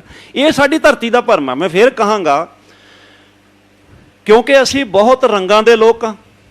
ਸਾਡੀ ਧਰਤੀ ਦਾ ਭਰਮ ਆ ਕਿ ਗੋਰੇ ਬੱਚੇ ਨੂੰ ਨਜ਼ਰ ਲੱਗ ਜਾਂਦੀ ਆ। ਪਰ ਤੁਸੀਂ ਪੱਛਮ ਵਿੱਚ ਜਾਓ, ਇੰਗਲੈਂਡ ਵਿੱਚ ਸਾਰਿਆਂ ਦੇ ਬੱਚੇ ਗੋਰੇ ਨੇ, ਉਹਨਾਂ ਦੇ ਮਨ ਵਿੱਚ ਭਰਮ ਹੀ ਨਹੀਂ ਆਇਆ ਕਿ ਇਹਨਾਂ ਬੱਚਿਆਂ ਨੂੰ ਨਜ਼ਰ ਲੱਗ ਜੂਗੀ, ਕਿਉਂਕਿ ਮਾਤਾ ਪਿਤਾ ਵੀ ਗੋਰੇ ਨੇ, ਬੱਚੇ ਵੀ ਗੋਰੇ ਨੇ। ਤੁਸੀਂ ਚੀਨ ਵਿੱਚ ਜਾਓ, ਸਾਰਿਆਂ ਦੇ ਬੱਚੇ ਚੀਨਿਆਂ ਦੇ ਇੱਕੋ ਜਿਹੇ ਨੇ, ਫੀਨੇ ਵਾਲਿਆਂ ਦੇ ਫੋਟੋ ਸਟੇਟ ਕਰਾਏ ਹੁੰਦੇ ਨੇ, ਉਹ ਉਹਨਾਂ ਦੇ ਮਨ 'ਚ ਹੀ ਨਹੀਂ ਆ ਵੀ ਇਹਨੂੰ ਨਜ਼ਰ ਲੱਗ ਜੂਗੀ। ਤੁਸੀਂ ਕਿਸੇ ਧਰਤੀ 'ਤੇ ਜਾਓ, ਅਸੀਂ ਹੈਗੇ ਬਹੁਤ ਜੀਨਸ ਨੇ, ਸਾਡੇ ਬਹੁਤ ਸਾਰੀਆਂ ਨਸਲਾਂ ਨੇ। ਇਹ ਸਾਡੀ ਧਰਤੀ ਦਾ ਭਰਮ ਹੈ। ਨਜ਼ਰ ਲੱਗਣਾ ਘਰਾਂ ਨੂੰ ਸਾਡੀ ਧਰਤੀ ਦਾ ਭਰਮ ਹੈ, ਕਿਉਂਕਿ ਪੱਛਮ ਵਿੱਚ ਲੱਕੜ ਦੇ ਮਕਾਨ ਨੇ। ਤੁਸੀਂ ਬਹੁਤ ਸਾਰੇ ਗੁਰਮੁਖ ਪਿਆਰੇ ਗਏ ਹੀ ਹੋ, ਉਹਨਾਂ ਦਾ ਜਿਹੜਾ ਬਾਹਰੀ ਸਟਰਕਚਰ ਹੈ ਇੱਕੋ ਜਿਹਾ, ਅੰਦਰੋਂ ਕਿਸੇ ਦਾ ਪੈਸਾ ਵੱਧ ਘੱਟ ਲੱਗਾ ਹੋ ਸਕਦਾ। ਉਹਨਾਂ ਦੇ ਮਨ ਵਿੱਚ ਇਹ ਵਿਸ਼ਵਾਸ, ਅੰਧ ਵਿਸ਼ਵਾਸ ਪੈਦਾ ਹੀ ਨਹੀਂ ਹੋਇਆ ਕਿ ਕਦੀ ਇਸ ਲੱਕੜ ਦੇ ਘਰ ਨੂੰ ਨਜ਼ਰ ਲੱਗ ਜੂਗੀ। ਇੱਥੇ ਲਈ ਉਸੇ ਨਾ ਨਜ਼ਰ ਵੱਟੂ ਹੈ, ਨਾ ਉੱਥੇ ਕੋਈ ਭੂਤ ਕੱਢਣ ਵਾਲਾ ਬਾਬਾ, ਨਾ ਉੱਥੇ ਧੌਲੀ ਧਾਰ ਹੈ, ਨਾ ਉੱਥੇ ਕੋਈ ਹੋਰ ਡੇਰਾ। ਕਾਰਨ ਇਹੋ ਹੈਗਾ, ਪਹਿਲੀ ਗੱਲ ਤਾਂ ਉਹ ਆਬਾਦੀ ਥੋੜ੍ਹੀ ਹੈ, ਜੀਵਨ ਜਾਚ ਚੰਗੀ ਹੈ, ਲੋਕਾਂ ਦੇ ਮਨਾਂ 'ਚ ਸ਼ੰਕੇ ਨਹੀਂ ਆਉਂਦੇ ਵੀ ਇਹਨੂੰ। ਹਾਲਾਂਕਿ ਉੱਥੇ ਮੰਨਦੇ ਜ਼ਰੂਰ ਨੇ ਕੁਝ ਪ੍ਰਤੀਸ਼ਤ ਵਿੱਚ, ਇਹ ਉਹਨਾਂ ਦੇ ਅੰਧ ਵਿਸ਼ਵਾਸ ਉਹਨਾਂ ਦੇ ਵੀ ਨੇ ਵੀ ਕੋਈ ਬੁਰੀਆਂ ਰੂਹਾਂ ਹੁੰਦੀਆਂ। ਪਰ ਜਿੰਨੀਆਂ ਬੁਰੀਆਂ ਰੂਹਾਂ ਸਾਡੇ ਹਿੰਦੁਸਤਾਨ 'ਚ ਕਲਪੀਆਂ ਜਾਂਦੀਆਂ, ਮਾਨਸਿਕ ਰੋਗੀਆਂ ਨੂੰ ਅਸੀਂ ਚਮਟਿਆਂ ਨਾਲ ਕਟਾਉਂਦੇ ਹਾਂ, ਕੋਈ ਕਿਸੇ ਦੇ ਸੂਈ ਘਪਾਉਂਦਾ, ਕੋਈ ਸੰਗਲਾਂ ਨਾਲ ਕੁੱਟਦਾ, ਪਰ ਉਹਨੂੰ ਪੜ੍ਹਨ ਦੀ ਕੋਸ਼ਿਸ਼ ਨਹੀਂ ਕੀਤੀ ਜਾਂਦੀ ਵੀ ਇਹ ਪਰੇਸ਼ਾਨ ਕਿਉਂ ਆ। ਅਤੇ ਮੈਂ ਬਹੁਤ ਸਾਰੇ ਮਰੀਜ਼ਾਂ ਨੂੰ ਕਾਉਂਸਲਿੰਗ ਕਰਨ ਦੀ ਕੋਸ਼ਿਸ਼ ਕੀਤੀ, ਜਿਹਨੂੰ ਘਰ ਦੇ ਕਹਿੰਦੇ ਸਨ ਕਿ ਇਹਨੂੰ ਭੂਤ ਚਿੰਬੜਿਆ, ਇਹਨੂੰ ਪ੍ਰੇਤ ਚਿੰਬੜਿਆ, ਪਰ ਉਹਨਾਂ ਦੇ ਬਿਲਕੁਲ ਕਾਰਨ ਹੋਰ ਸਨ। ਕਿਉਂਕਿ ਸਾਡੀ ਜਿਹੜੀ ਕਲਪਨਾ ਇੱਥੋਂ ਧਰਤੀ ਦੇ ਲੋਕਾਂ ਦੀ ਸਾਡੇ ਕਲਚਰ ਦੇ ਵਿੱਚ ਹੈ, ਸਾਡੇ ਸੱਭਿਆਚਾਰ ਵਿੱਚ ਹੈ ਵੀ ਕੋਈ ਭੂਤ ਪ੍ਰੇਤ ਕਿਸੇ ਨੂੰ ਚੰਬੜ ਸਕਦਾ। ਆਸਤਿਕ ਮਤ ਆਤਮਾ ਨੂੰ ਮੰਨਦਾ ਹੈ, ਸਿੱਖ ਮਤ ਆਸਤਿਕ ਮਤ ਹੈ। ਅਸੀਂ ਆਤਮਾ ਦਾ ਵਿਕਾਸ ਤੇ ਮੰਨਦੇ ਹਾਂ ਕਿ ਇਹ ਸਾਡੇ ਗੁਰੂ ਸਾਹਿਬਾਂ ਦਾ ਉਪਦੇਸ਼ ਹੈ, ਪਰ ਹਰ ਆਤਮਾ ਭੂਤ ਨਹੀਂ ਹੁੰਦੀ। ਇਹ ਸਾਡੀ ਗਲਤ ਕਲਪਨਾ ਹੈ। ਕਦੀ ਕਿਸੇ ਨੇ ਇਹ ਵੀ ਕਿਹਾ ਕਿ ਮੈਨੂੰ ਚੰਗੀ ਆਤਮਾ ਮਿਲੀ ਹੈ ਤਾਂ ਉਹਨੇ ਮੇਰੇ ਕਾਰਜ ਸੁਵਾਰੇ ਆ। ਅਸੀਂ ਹਰ ਆਤਮਾ ਨੂੰ ਬੁਰੀ ਆਤਮਾ ਦੇ ਨਜ਼ਰੀਏ ਤੋਂ ਲੈਂਦੇ ਹਾਂ। ਭੂਤ ਦਾ ਅਰਥ ਤੱਤ ਵੀ ਹੈ, ਭੂਤਕ ਦਾ ਅਰਥ ਵੀ ਤੱਤ ਹੀ ਆ। ਭੂਤ ਬੀਤੇ ਕਾਲ ਨੂੰ ਵੀ ਕਹਿੰਦੇ ਆ। ਭੂਤ ਅਸਲ ਵਿੱਚ ਹੈ ਕਿ ਮਨੁੱਖ ਕਦੀ ਹੁੰਦਾ ਸੀ ਪਰ ਹੁਣ ਨਹੀਂ ਹੈ, ਇਹਦਾ ਮਤਲਬ ਭੂਤ ਹੈ। ਉਹ ਭੂਤ ਕਾਲ ਵਿੱਚ ਚਲਾ ਗਿਆ। ਪਰ ਹਵਾ ਕਿਸੇ ਨੂੰ ਡਰਾ ਨਹੀਂ ਸਕਦੀ। ਅਸੀਂ ਕਲਪਨਾ ਕਰਦੇ ਹਾਂ ਪੰਜ ਤੱਤਾਂ ਦੀ, ਪੰਜ ਤੱਤ ਇਕੱਠੇ ਨਹੀਂ ਹੋ ਸਕਦੇ ਕਿਉਂਕਿ ਅਸੀਂ ਅਗਨੀ ਲਾ ਦਿੱਤੀ, ਅਸੀਂ ਰੋੜ ਦਿੱਤੀ ਹੈ। ਇਹ ਸਾਡੇ ਸੱਭਿਆਚਾਰ ਵਿੱਚ ਹੈ, ਕਿਉਂਕਿ ਸਾਡੇ ਸਿਵੇ ਵੀ ਡਰਾਉਣੇ ਨੇ, ਸਾਡੇ ਇਲਾਕੇ ਡਰਾਉਣੇ ਨੇ। ਸਾਡੀ ਜਿਹੜੀ ਕਲਪਨਾ ਦੇ ਵਿੱਚੋਂ ਡਰ ਪੈਦਾ ਹੁੰਦਾ। ਤੁਸੀਂ ਖੁਦ ਹੀ ਮੇਰੇ ਨਾਲ ਸਹਿਮਤ ਹੋਵੋਗੇ ਕਿ ਦਿਨ ਦੇ ਵੇਲੇ ਸਾਡੇ ਡਰ ਨਹੀਂ ਹੁੰਦੇ ਜਿਹੜੇ ਸਾਡੇ ਰਾਤ ਦੇ ਵੇਲੇ ਪੈਦਾ ਹੁੰਦੇ ਨੇ। ਔਰ ਰਾਤ ਵੇਲੇ ਸਾਨੂੰ ਕੋਈ ਬਾਹਰੋਂ ਚੀਜ਼ ਨਹੀਂ ਡਰਾਉਂਦੀ, ਸਾਡੀ ਅੰਦਰ ਦੀ ਕਲਪਨਾ ਡਰਾਉਂਦੀ ਆ। ਸਾਡਾ ਮਨ ਹੀ ਸਾਨੂੰ ਡਰਾਉਂਦਾ ਕਿ ਇਹ ਸਾਡੇ ਬਹੁਤ ਸਾਰੇ ਲੋਕਾਂ ਦੀਆਂ ਥਾਵਾਂ ਨਾਲ, ਰੁੱਖਾਂ ਨਾਲ, ਮੋੜਾਂ ਨਾਲ, ਖੂਹਾਂ ਨਾਲ, ਛੱਪੜਾਂ ਨਾਲ, ਨਹਿਰਾਂ ਨਾਲ, ਦਰਿਆਵਾਂ ਨਾਲ, ਹਰ ਖਿੱਤੇ ਦੇ ਲੋਕਾਂ ਦੇ ਕੁਝ ਡਰ ਤੇ ਅੰਧ ਵਿਸ਼ਵਾਸ ਜੁੜੇ ਹੋਏ ਨੇ। ਪਰ ਦੂਜੀ ਧਰਤੀ ਦਾ ਬੰਦਾ ਜਾਵੇ, ਉਹ ਉਸ ਸਥਾਨ ਤੋਂ ਚੁੱਪ ਕਰਕੇ ਲੰਘ ਜਾਏਗਾ, ਕਿਉਂਕਿ ਉਹਦੇ ਮਨ 'ਚ ਉਹ ਕਲਪਨਾ ਹੀ ਨਹੀਂ ਹੈ ਕਿ ਇਸ ਛੱਪੜ 'ਤੇ ਕੋਈ ਭੂਤ ਰਹਿੰਦਾ, ਜਾਂ ਇਸ ਨਹਿਰ 'ਤੇ ਰਹਿੰਦਾ, ਜਾਂ ਇਸ ਮੜੀ 'ਤੇ ਰਹਿੰਦਾ। ਜਿਹੜੇ ਉਸ ਖਿੱਤੇ ਦੇ ਲੋਕ ਹੋਣਗੇ ਉਹਨਾਂ ਨੂੰ ਪਤਾ ਹੁੰਦਾ, ਉਹ ਉੱਥੇ ਜਾ ਕੇ ਵੈਸੇ ਹੀ ਡਰ ਜਾਂਦੇ ਨੇ। ਔਰ ਇਹ ਡਰ ਲੋਕ ਮਨਾਂ ਵਿੱਚ ਪੀੜ੍ਹੀ ਦਰ ਪੀੜ੍ਹੀ ਪਾਏ ਜਾਂਦੇ ਨੇ। ਸਤਿਗੁਰਾਂ ਨੇ ਇਹਦਾ ਇੱਕ ਇਲਾਜ ਦਿੱਤਾ ਹੈ। ਅਸੀਂ ਰਹਿਰਾਸ ਦੀ ਬਾਣੀ ਪੜ੍ਹਦੇ ਹਾਂ, ਜਿਨ ਨਿਰਭਉ ਜਿਨ ਹਰ ਨਿਰਭਉ ਧਿਆਇਆ ਜੀ, ਤਿਨ ਕਾ ਭਉ ਸਭ ਗਵਾਸੀ। ਜਿਹਨੇ ਡਰ ਰਹਿਤ ਪ੍ਰਭੂ ਦਾ ਸਿਮਰਨ ਕੀਤਾ, ਉਹਦੇ ਸਾਰੇ ਡਰ ਆਪਣੇ ਆਪ ਦੂਰ ਹੋ ਗਏ। ਮੈਂ ਫਿਰ ਬੇਨਤੀ ਕਰਦਾ ਕਿ ਸਰੀਰ ਦੀ ਖੁਰਾਕ ਤੇ ਪੋਸ਼ਾਕ ਵਾਸਤੇ ਹਿੰਦੁਸਤਾਨ ਦੇ ਲੋਕ ਕਰੋੜਾਂ ਰੁਪਏ ਖਰਚ ਕਰ ਦਿੰਦੇ ਨੇ।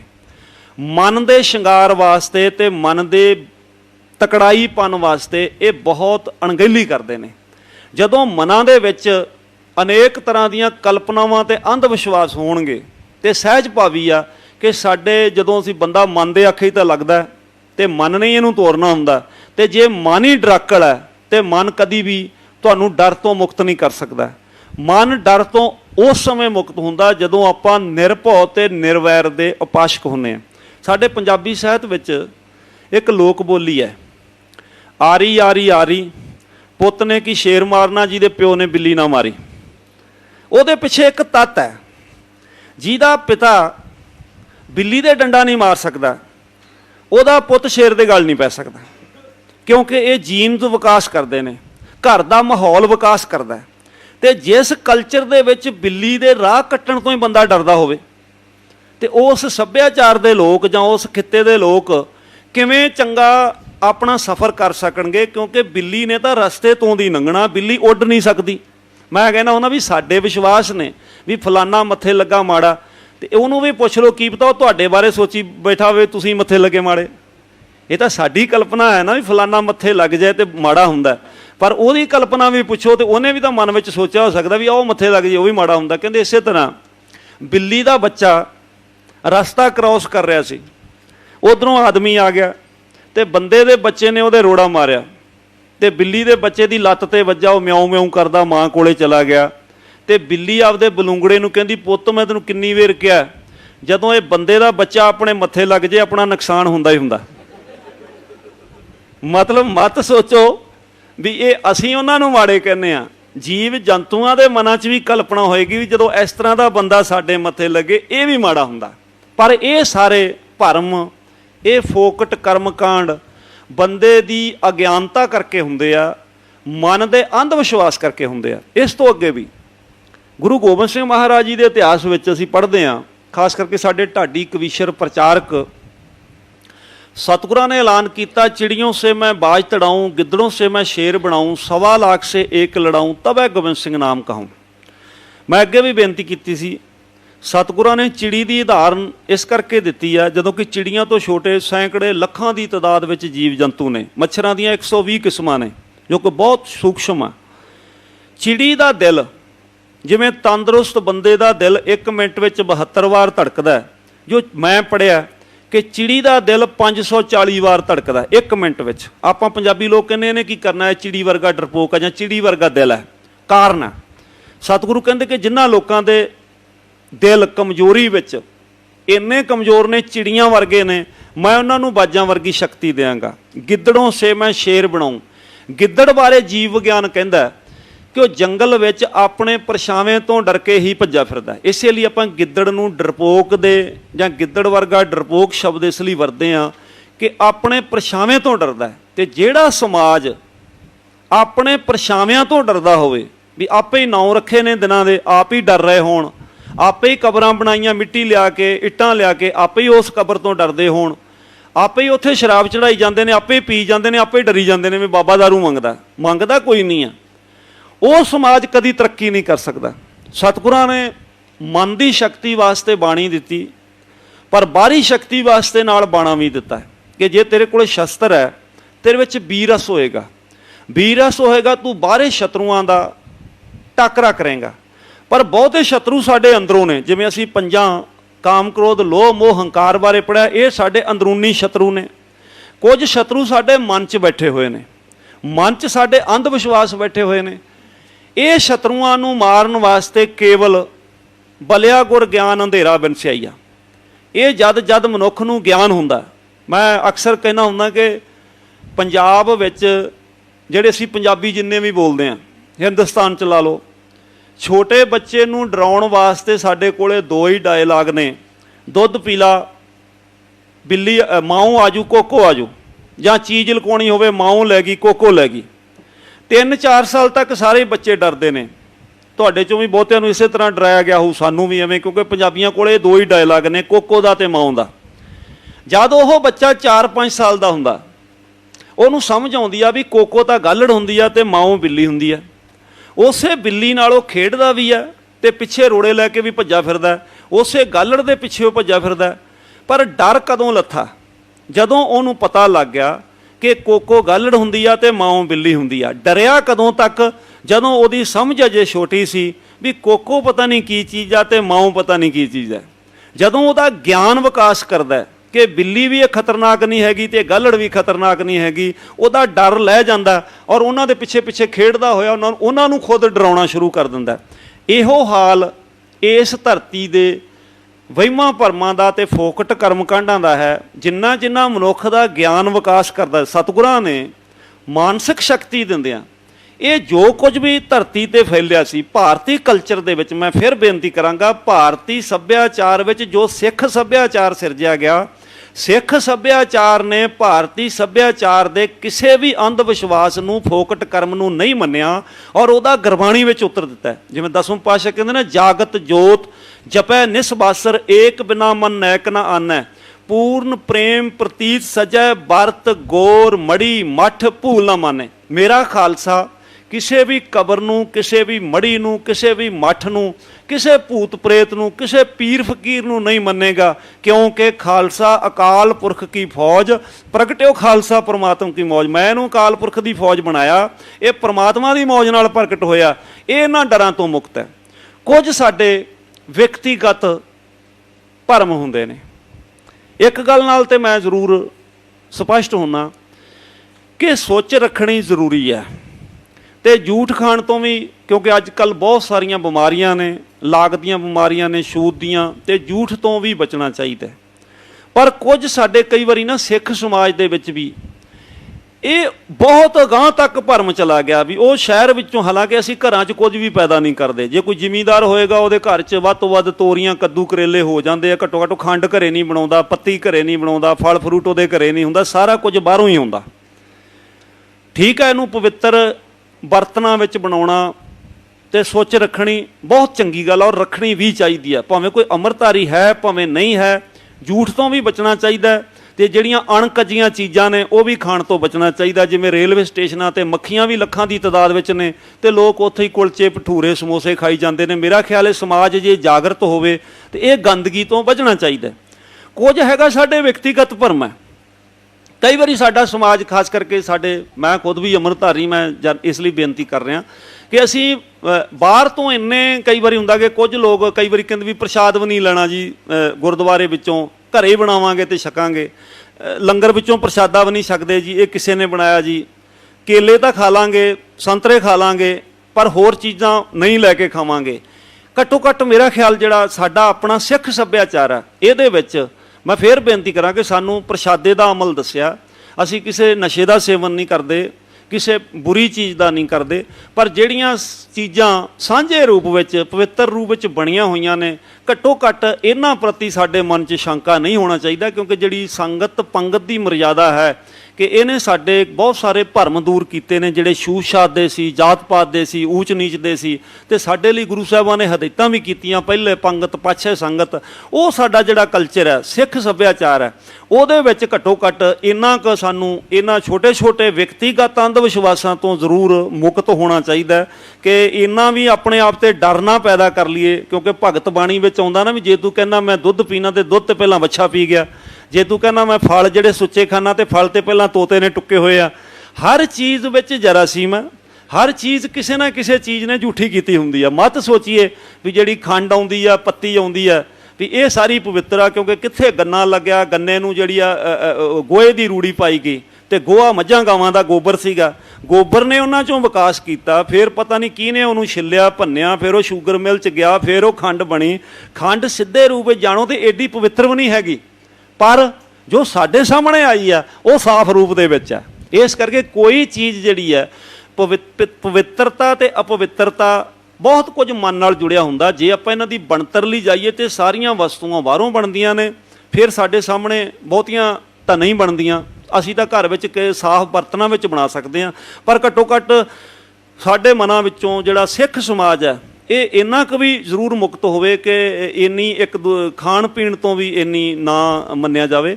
ਔਰ ਵਿਸ਼ੇਸ਼ ਕਰਕੇ ਕਿਉਂਕਿ ਆਪਾਂ ਸਾਰੇ ਗੁਰੂ ਦੇ ਪ੍ਰਚਾਰਕ ਹਾਂ, ਮੈਂ 5 ਮਿੰਟ ਵਿੱਚ ਆਪਣੀ ਗੱਲ ਸਮਾਪਤ ਕਰਦਾ। ਗੁਰਬਾਣੀ ਵਿੱਚ ਆਉਂਦਾ, ਇੱਕ ਅਸੀਂ ਵਿਵੇਕ ਦਾਨ ਮੰਗਦੇ ਹਾਂ, ਇੱਕ ਅਸੀਂ ਭਰੋਸਾ ਦਾਨ ਮੰਗਦੇ ਹਾਂ। ਇਹ ਦੋ ਗੱਲਾਂ ਸਾਡੇ ਲਈ ਇਸ ਲਈ ਜ਼ਰੂਰੀ ਹੈ ਕਿ ਗੁਰਬਾਣੀ ਵਿੱਚ ਜਿੰਨੀ ਅਰਦਾਸ ਆਈ ਆ ਸ਼ਬਦ ਵਿਵੇਕ ਦਾਨ ਮੰਗਿਆ, ਪਰ ਪਿਛਲੇ ਸਾਲਾਂ ਤੋਂ ਸਾਡੇ ਤਰਕ ਜ਼ਿਆਦਾ ਭਾਰੂ ਹੋ ਗਿਆ। ਤਰਕ ਦਾ ਮਤਲਬ ਹੁੰਦਾ ਸ਼ੰਕਾ ਕਰਨਾ, ਵਿਵੇਕ ਦਾ ਅਰਥ ਹੁੰਦਾ ਸੱਤ ਤੇ ਅਸੱਤ ਦਾ ਨਿਖੇੜਾ ਕਰਨਾ। ਅਸੀਂ ਸ਼ੰਕਾਵਾਦੀਆਂ ਦਾ ਪੰਥ ਨਹੀਂ ਆ, ਅਸੀਂ ਵਿਵੇਕੀਆਂ ਦਾ ਪੰਥ ਹੈ। ਜਦੋਂ ਤਰਕਵਾਦੀਆਂ ਦਾ ਪੰਥ ਬਣਨ ਦੀ ਕੋਸ਼ਿਸ਼ ਕਰੂਗਾ ਤਾਂ ਸਾਡੇ ਕੁਝ ਪਿਛਲੇ ਸਮੇਂ ਤੋਂ ਪ੍ਰਚਾਰਕਾਂ ਨੇ, ਲੇਖਕਾਂ ਨੇ ਬਹੁਤ ਸਾਰਾ ਭੈੜੇ ਪੱਧਰ ਦੀਆਂ ਕਲਮਾਂ ਵੀ ਚਲਾਈਆਂ ਨੇ, ਜਿਨ੍ਹਾਂ ਨੇ ਇੰਨਾ ਕੁ ਤਰਕ ਕਰ ਦਿੱਤਾ ਕਿ ਮੇਰੇ ਖਿਆਲ ਸਿੱਖ ਨੂੰ ਸਿੱਖ ਵੀ ਨਹੀਂ ਰਹਿਣ ਦੇਣਗੇ। ਉਹਨਾਂ ਨੇ ਅੰਮ੍ਰਿਤ ਵੇਲੇ ਤੇ ਤਰਕ, ਅੰਮ੍ਰਿਤ ਦੀਆਂ ਬਾਣੀਆਂ ਤੇ ਵੀ ਤਰਕ, ਦਸਮ ਪਾਤਸ਼ਾਹ ਦੀ ਬਾਣੀ ਤੇ ਵੀ ਤਰਕ, ਸਰੋਵਰਾਂ ਤੇ ਵੀ ਤਰਕ, ਅਕਾਲ ਤਖਤ ਤੇ ਵੀ ਤਰਕ, ਕਮੇਟੀਆਂ ਤੇ, ਸੰਪਰਦਾਵਾਂ ਤੇ, ਟਕਸਾਲਾਂ ਤੇ। ਮੈਂ ਹਰ ਥਾਂ ਬੇਨਤੀ ਕਰਦਾ ਹੁੰਦਾ, ਅਸੀਂ ਸਾਰਾ ਗੁਰੂ ਦਾ ਪਰਿਵਾਰ ਹਾਂ। ਚਾਹੇ ਕੋਈ ਟਕਸਾਲ ਹੈ, ਮਿਸ਼ਨਰੀ ਕਾਲਜ ਹੈ, ਸਟੱਡੀ ਸਰਕਲ ਹੈ, ਸ਼੍ਰੋਮਣੀ ਕਮੇਟੀ ਹੈ, ਅਕਾਲ ਤਖਤ ਹੈ, ਚਾਹੇ ਗੁਰਮਤ ਕਾਲਜ ਹੈ, ਅਸੀਂ ਤਾਂ ਸਰਬੱਤ ਦਾ ਭਲਾ ਮੰਗਣ ਵਾਲੀ ਕੌਮ ਹੈ। ਸਾਡੇ ਵਿੱਚ ਇਹ ਨਹੀਂ ਵਿਤਕਰਾ ਹੋਣਾ ਚਾਹੀਦਾ ਕਿ ਇਹ ਟਕਸਾਲ ਵਾਲੇ ਨੇ, ਇਹ ਮਿਸ਼ਨਰੀ ਨੇ। ਇਹ ਸਾਨੂੰ ਸਾਰਿਆਂ ਨੂੰ ਫਰਾਖ ਦਿਲ ਹੋਣਾ ਪਊਗਾ ਸਮਾਜ ਨੂੰ। ਅਸੀਂ ਸਾਰੇ ਗੁਰੂ ਦਾ ਪਰਿਵਾਰ ਹਾਂ, ਅਸੀਂ ਸਾਰੇ ਨਿਰਮਲ ਪੰਥ ਦੇ ਵਾਰਸ ਹਾਂ। ਸਾਡੇ ਪਹਿਰਾਵੇ ਵਿੱਚ ਕੋਈ ਗੱਲ ਨਹੀਂ। ਸੰਪਰਦਾਵਾਂ ਟਕਸਾਲਾਂ ਦਾ ਇੱਕ ਪਹਿਰਾਵਾ ਹੁੰਦਾ ਕਿ ਸੰਪਰਦਾਵਾਂ ਵਿੱਚ ਸ਼ੀਸ਼ਾ ਨਹੀਂ ਰੱਖਿਆ ਜਾਂਦਾ। ਇਸ ਪੱਗ ਨੂੰ ਕਿਸੇ ਸਮੇਂ ਵਿੱਚ ਭਾਰਤ ਦੇ ਲੋਕ ਸ਼ਕੀਨੀ ਵਾਲੀ ਪੱਗ ਸਮਝਦੇ ਸਨ, ਅੱਜ ਸਾਡੀ ਆਮ ਰਵਾਇਤ ਹੈ। ਪਰ ਸੰਪਰਦਾਵਾਂ ਦੀ ਮਰਜ਼ਾਦਾ ਸੀ ਗੋਲ ਪੱਗ ਬੰਨਣੀ। ਇਹ ਜਿਹੜੇ ਵਿਤਕਰੇ ਨਾ ਸਹਿਜ ਭਾਵੀ, ਇਹ 84 ਤੋਂ ਬਾਅਦ ਖਾਸ ਕਰਕੇ ਸਾਨੂੰ ਸਿਧਾਂਤਕ ਤੌਰ ਤੇ ਲੜਾਉਣ ਵਾਸਤੇ 4-5 ਮੁੱਦਿਆਂ ਦੇ ਉੱਤੇ ਸਾਡੇ ਸਿੱਖੀ ਸਰੂਪ ਵਾਲੇ ਹੀ ਮੋਹਰੇ ਬਣਾ ਦਿੱਤੇ ਗਏ, ਔਰ ਸਾਡੀ 20 ਸਾਲਾਂ ਤੋਂ ਇਹ ਲੜਾਈ ਵੱਧਦੀ ਗਈ ਆ, ਘਟੀ ਨਹੀਂ ਆ। ਪਰ ਜਦੋਂ ਅਸੀਂ ਇੰਨੇ ਸਰਬੱਤ ਦਾ ਭਲਾ ਮੰਗਣ ਵਾਲੀ ਕੌਮ, ਇੱਕ ਪਾਸੇ ਵਿਸ਼ਵ ਦਾ ਭਲਾ ਮੰਗਦੇ ਹਾਂ, ਇੱਕ ਪਾਸੇ ਇੱਕ ਦੂਜੇ ਨਾਲ ਹੀ ਅਸੀਂ ਵਿਤਕਰਿਆਂ ਵਿੱਚ ਜਿਉਂਦੇ ਹਾਂ। ਮੈਂ ਫੇਰ ਬੇਨਤੀ ਕਰਦਾ, ਅਸੀਂ ਸਾਰੇ ਗੁਰੂ ਦਾ ਪਰਿਵਾਰ ਹਾਂ। ਕੋਈ ਕਿਸੇ ਵੀ ਸਰੂਪ ਵਿੱਚ ਰਹਿੰਦਾ, ਜਿਹਦਾ ਨਿਸ਼ਚਾ ਬਾਣੀ ਦੇ ਉੱਤੇ ਆ, ਗੁਰੂ ਗ੍ਰੰਥ ਦੇ ਉੱਤੇ ਆ, ਗੁਰੂ ਪੰਥ ਦੇ ਉੱਤੇ ਆ, ਉਹ ਸਾਰੇ ਗੁਰੂ ਦੇ ਪਿਆਰੇ ਸਿੱਖ ਨੇ। ਔਰ ਸਾਡੀਆਂ ਸਾਂਝਾਂ ਇੰਨੀਆਂ ਚੰਗੀਆਂ ਹੋਣੀਆਂ ਚਾਹੀਦੀਆਂ ਕਿ ਅਸੀਂ ਸਾਰੇ ਗੁਰੂ ਦੇ ਪ੍ਰਚਾਰਕ ਹਾਂ। ਭਰੋਸਾ ਇੱਕ ਹੁੰਦਾ ਵਿਸਾਹ ਦਾਨ, ਇੱਕ ਭਰੋਸਾ ਦਾਨ, ਅਸੀਂ ਦੋ ਮੰਗਦੇ ਹਾਂ। ਪੰਜਾਬੀ ਲੋਕ ਸਹਿਜ ਭਾਵੀ ਵਿਸਾਹ ਤੇ ਭਰੋਸੇ ਨੂੰ ਇੱਕ ਸਮਝਦੇ ਨੇ। ਵਿਸਾਹ ਦਾ ਅਰਥ ਹੁੰਦਾ ਵਕਤੀ ਕਿਸੇ ਗੱਲ ਚੰਗੀ ਲੱਗੀ, ਵਿਸਾਹ ਕਰ ਲਿਆ। ਵਿਸਾਹ ਦਾ ਘਾਤ ਵੀ ਹੋ ਜਾਂਦਾ, ਸ਼ਬਦ ਵਿਸਾਹ ਘਾਤ ਵੀ ਹੈ, ਪਰ ਭਰੋਸਾ ਘਾਤ ਕਿਤੇ ਸ਼ਬਦ ਨਹੀਂ ਹੈ। ਭਰੋਸਾ ਅੰਤਮ ਸੱਚ ਹੁੰਦਾ ਵੀ ਗੁਰੂ ਦੇ ਉੱਤੇ ਇੰਨਾ ਭਰੋਸਾ ਹੋਵੇ, ਸਤਿਗੁਰ ਮੇਰਾ ਮਾਰ ਜਵਾਲੇ, ਉਹ ਮਾਰ ਵੀ ਸਕਦਾ ਤੇ ਜਵਾ ਵੀ ਸਕਦਾ। ਇਹਨੂੰ ਅਸੀਂ ਕਹਿੰਦੇ ਭਰੋਸਾ। ਭਰੋਸੇ ਵਾਲਾ ਡੋਲਦਾ ਨਹੀਂ ਹੁੰਦਾ, ਭਰੋਸੇ ਵਾਲਾ ਸਿਦਕੀ ਹੁੰਦਾ, ਭਰੋਸੇ ਵਾਲਾ ਨਫ਼ਰਤ ਵੀ ਨਹੀਂ ਕਰਦਾ, ਭਰੋਸੇ ਵਾਲਾ ਸਰਬੱਤ ਦੇ ਭਲੇ ਵਾਲਾ ਹੁੰਦਾ। ਤੇ ਭਰੋਸੇ ਵਾਲਾ ਇੰਜ ਵੀ ਨਹੀਂ ਡੋਲਦਾ ਵੀ ਜੇ ਕਬਰ ਤੇ ਮੇਲਾ ਲੱਗਾ, ਮੜੀ ਤੇ ਮੇਲਾ ਲੱਗਾ ਤੇ ਸ਼ਨੀਵਾਰ ਛੋਲਿਆਂ ਦਾ ਪ੍ਰਸ਼ਾਦ ਲਿਜਾਣਾ। ਇਹ ਸਾਡੇ ਅੰਮ੍ਰਿਤਸਰ ਵਿੱਚ ਵੀ ਮੁਸ਼ਕਲ ਆ ਗਈ ਆ ਕਿ ਸ਼ਨੀਵਾਰ ਕੁਝ ਲੋਕ ਸਰੋਂ ਦਾ ਤੇਲ ਚੜਾਉਂਦੇ ਨੇ ਤੇ ਗੁਰਦੁਆਰਿਆਂ ਵਿੱਚ ਕਾਲੇ ਛੋਲੇ ਤੇ ਉਹ ਕੁਝ ਬਣਾ ਕੇ ਪ੍ਰਸ਼ਾਦ ਲਈ ਆਉਂਦੇ ਨੇ। ਜਦੋਂ ਆਪਾਂ ਮੈਂ ਕਹਿੰਦਾ ਤੁਸੀਂ ਕਾਲੇ ਛੋਲੇ ਸੋਮਵਾਰ ਤੋਂ ਐਤਵਾਰ ਤੱਕ ਵੰਡ ਲਓ, ਕੋਈ ਇਤਰਾਜ਼ ਨਹੀਂ ਆ, 7 ਦਿਨ ਵੰਡੋ। ਪਰ ਜਦੋਂ ਸ਼ਨੀਵਾਰ ਇੱਕ ਭਰਮ ਦੇ ਦੀ ਛੋਲੇ, ਖੁਰਾਕ ਤੇ ਬਹੁਤ ਵਧੀਆ, ਕਿਉਂਕਿ ਸਾਡੇ ਚੌਥੇ ਪਾਤਸ਼ਾਹ ਕਾਲੇ ਛੋਲੇ ਤਾਂ ਘੁੰਗਣੀਆਂ ਦੇ ਰੂਪ ਵਿੱਚ ਵੇਚਦੇ ਰਹੇ ਨੇ, ਚੰਗੀ ਖੁਰਾਕ ਹੈ। ਜਾਂ ਤਾਂ ਇਹਨੂੰ ਰੋਜ਼ਾਨਾ ਹੀ ਹਿੱਸਾ ਬਣਾ ਲਿਆ ਜਾਵੇ ਵੀ ਇਹ ਸੋਮਵਾਰ ਤੋਂ ਲੈ ਕੇ ਐਤਵਾਰ ਤੱਕ ਵੰਡੇ ਜਾਣਗੇ। ਪਰ ਜਦੋਂ ਸਪੈਸ਼ਲ ਸ਼ਨੀਵਾਰ ਆਉਂਦੇ ਨੇ ਉਦੋਂ ਭਰਮ ਦੇ ਅਧੀਨ ਆਉਂਦੇ ਨੇ। ਉਹ ਭਰਮ ਜਿਹੜਾ ਸਿੱਖ ਨੂੰ ਨਹੀਂ ਹੋਣਾ ਚਾਹੀਦਾ। ਜੇ ਸਿੱਖ ਆ ਉਹ ਭਰਮ ਵਾਲਾ ਨਹੀਂ ਹੋ ਸਕਦਾ, ਤੇ ਜੇ ਭਰਮ ਵਾਲਾ ਫਿਰ ਉਹ ਸਿੱਖ ਨਹੀਂ ਹੋ ਸਕਦਾ। ਇੱਕ ਫੈਸਲਾ ਕਰਨਾ ਪਏਗਾ। ਇਹ ਜਿਹੜੀ ਗੁਰੂ ਪੰਥ ਦੀ ਜਾਂ ਸਿੱਖ ਸੱਭਿਆਚਾਰ ਦੀ ਮਰਜ਼ਾਦਾ ਹੈ, ਆਪਾਂ ਤੇ ਭਰਮ ਤੋੜਨੇ ਸੀ। ਮੈਂ ਤਾਂ ਕਹਿੰਦਾ ਹੁੰਦਾ ਵੀ ਹੋਲੀਆਂ ਦੇ ਦਿਨਾਂ ਵਿੱਚ ਆਪਾਂ ਨੂੰ ਸ਼ਗਨਾਂ ਦੇ ਦਿਨ ਕਰ ਲਏ ਚਾਹੀਦੇ, ਕਿਉਂਕਿ ਭਾਰਤ ਦੇ ਵਿੱਚ ਜਿਹੜੀਆਂ ਹੋਲੀਆਂ ਦੇ ਦਿਨ ਨੇ ਨਾ, ਇਹਨਾਂ ਦਿਨਾਂ ਵਿੱਚ ਸਾਰੇ ਹੀ ਜੋ ਪੈਲਸਾਂ ਵਾਲੇ ਹਲਵਾਈ ਕੀ ਸਾਰੇ ਵਿਹਲੇ ਬੈਠੇ ਹੁੰਦੇ ਆ। ਤੇ ਸਿੱਖਾਂ ਨੂੰ ਇਹ ਪਹਿਲ ਕਰ ਲੈਣੀ ਚਾਹੀਦੀ ਆ ਕਿ ਭਾਰਤੀ ਕਲਚਰ ਦੇ ਵਿੱਚ ਇਹਨੂੰ ਜੇ ਬੁਰਾ ਮੰਨਦੇ ਆ ਤੇ ਸਿੱਖਾਂ ਨੂੰ ਇਹ ਦਿਨ ਸਗੋਂ ਸ਼ਗਨਾਂ ਦੇ ਦਿਨ ਮਨਾ ਲੈਣੇ ਚਾਹੀਦੇ। ਸਸਤੇ ਵੀ ਪੈਣਗੇ ਤੇ ਹਰ ਚੀਜ਼ ਉਪਲਬਧ ਵੀ ਹੋਏਗੀ। ਮਤਲਬ ਸਿੱਖਾਂ ਨੂੰ ਪਹਿਲ ਕਰਨੀ ਪਏਗੀ। ਸਾਡੇ ਗੁਰੂ ਸਾਹਿਬਾਂ ਨੇ ਪਹਿਲ ਕੀਤੀ ਹੈ ਭਾਰਤੀ ਕਲਚਰ ਦੇ ਵਿੱਚ। ਜੇ ਟੋਕਣ ਦੀ ਹਿੰਮਤ ਕੀਤੀ ਆ ਤੇ ਸਤਿਗੁਰਾਂ ਨੇ ਹਿੰਮਤ ਕੀਤੀ ਹੈ। ਔਰ ਇਸੇ ਲਈ ਉਹਨਾਂ ਨੇ ਕਿਹਾ ਜੋ ਤੋ ਪ੍ਰੇਮ ਖੇਲਣ ਕਾ ਚਾਓ, ਸਿਰ ਧਰ ਤਲੀ ਗਲੀ ਮੇਰੀ ਆਓ। ਸਿਰ ਤਲੀ ਤੇ ਧਰਨ ਦਾ ਮਤਲਬ ਹੈ ਕਿ ਮੇਰੀ ਅਕਲ, ਮੇਰੀ ਮੱਤ ਹੁਣ ਇਹਦੇ ਵਿੱਚ ਕੋਈ ਨਹੀਂ। ਸਤਿਗੁਰੂ ਇਹ ਸਿਰ ਤੁਹਾਨੂੰ ਸੌਂਪਿਆ, ਤੁਹਾਡੀ ਮੱਤ ਜੋ ਇਹਦੇ ਵਿੱਚ ਹੋਏਗੀ ਮੈਂ ਇਹਦੇ ਅਨੁਸਾਰ ਚੱਲਾਂਗਾ। ਫਿਰ 10ਵੇਂ ਜਾਮੇ ਵਿੱਚ ਉਹਨਾਂ ਨੇ ਸ਼ਰੇਆਮ ਸਿਰ ਮੰਗੇ, ਸਿੱਖਾਂ ਨੇ ਸ਼ਰੇਆਮ ਸਿਰ ਦਿੱਤੇ। ਔਰ ਉਹ ਸਿਰ ਦੇਣ ਦਾ ਮਤਲਬ ਵੀ ਹੈ ਕਿ ਇਹ ਸਤਿਗੁਰੂ ਤੁਹਾਡੇ ਹੀ ਨੇ, ਇਹਦੇ ਵਿੱਚ ਜੋ ਹੈ ਮੱਤ ਹੈ, ਬੁੱਧ ਹੈ, ਅਕਲ ਹੈ, ਗਿਆਨ ਹੈ, ਵਿਗਿਆਨ ਹੈ, ਤੁਹਾਡਾ। ਤੇ ਜਦੋਂ ਸਾਰਾ ਕੁਝ ਸਾਡੇ ਸਿਰ 'ਚ ਗੁਰੂ ਦਾ ਹੋਏਗਾ ਤੇ ਮੇਰਾ ਖਿਆਲ ਜਿਹੜੀਆਂ ਆਹ ਸਮੱਸਿਆਵਾਂ ਨੇ, ਜਿੰਨੀਆਂ ਸਾਡੀਆਂ ਪੈਦਾ ਹੋ ਚੁੱਕੀਆਂ ਨੇ ਔਰ ਜਿੰਨੀਆਂ ਵੱਧ ਰਹੀਆਂ ਨੇ, ਇਹ ਸਹਿਜ ਭਾਵੀ ਇਸ ਸੰਸਾਰ ਤੋਂ ਜ਼ਰੂਰ ਖਤਮ ਹੋ ਜਾਣਗੀਆਂ। ਇੱਕ ਗੱਲ ਕਰਕੇ ਮੈਂ ਸਮਾਪਤੀ ਕਰਾਂਗਾ। ਸੋਹਣ ਸਿੰਘ ਸੀਤਲ ਨੇ ਲਿਖਿਆ ਕਿ ਜਦੋਂ ਭੰਗਾਣੀ ਦਾ ਯੁੱਧ ਹੋਇਆ ਤੇ ਇੱਕ ਸਿੱਖ ਯੁੱਧ ਕਰ ਰਿਹਾ ਪਰ ਉਹਨੇ ਮਿਆਨ ਚੋਂ ਤਲਵਾਰ ਕੱਢੀ ਨਾ, ਮਿਆਨ ਦੇ ਸਮੇਤ ਹੀ ਲੜੀ ਜਾਵੇ। ਪਿੱਛੋਂ ਕਿਸੇ ਮੇਰੇ ਵਰਗੇ ਨੇ ਆਵਾਜ਼ ਦਿੱਤੀ, ਉਹ ਭਲਿਆ ਮਾਨਸਾ ਉਹ ਮਿਆਨ ਚੋਂ ਤਲਵਾਰ ਤੇ ਕੱਢ ਲੈ।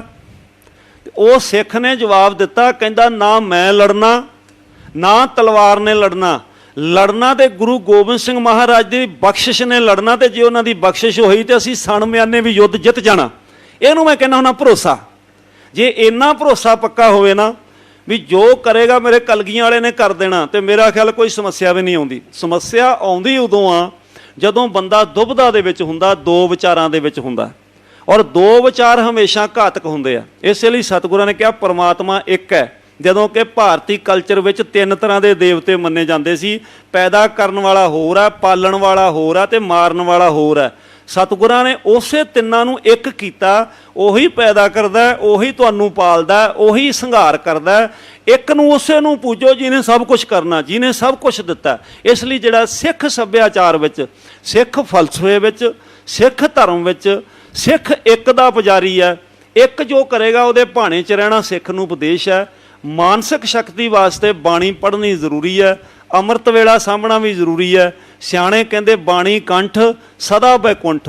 ਬਾਣੀ ਦਾ ਵੀ ਯਾਦ ਹੋਵੇ ਤੇ ਮਨੁੱਖ ਭਾਵੇਂ ਸਾਰੇ ਹਿੰਦੁਸਤਾਨ ਦੀਆਂ ਕਬਰਾਂ ਢਾਵੇ, ਕੁਛ ਨਹੀਂ ਹੁੰਦਾ। ਮੈਂ ਕਿ ਬੱਚਿਆਂ ਨੂੰ ਕਹਿੰਦਾ ਨਾ, ਤੁਸੀਂ ਮੂਲ ਮੰਤਰ ਦਾ ਪਾਠ ਕਰਕੇ ਨਾ ਭਾਵੇਂ ਜੋ ਰੋਡੇ ਸ਼ਾਹ ਦੀ ਤੇ ਜੋ ਕਾਲੇ ਮਹਿਰ ਦੀਆਂ ਕਬਰਾਂ ਢਾਓ, ਤੁਹਾਨੂੰ ਕੱਖ ਨਹੀਂ ਹੋਣਾ, ਪਰ ਤੁਹਾਡੇ ਕੋਲੇ ਮਾਨਸਿਕ ਸ਼ਕਤੀ ਜ਼ਰੂਰ ਹੋਵੇ।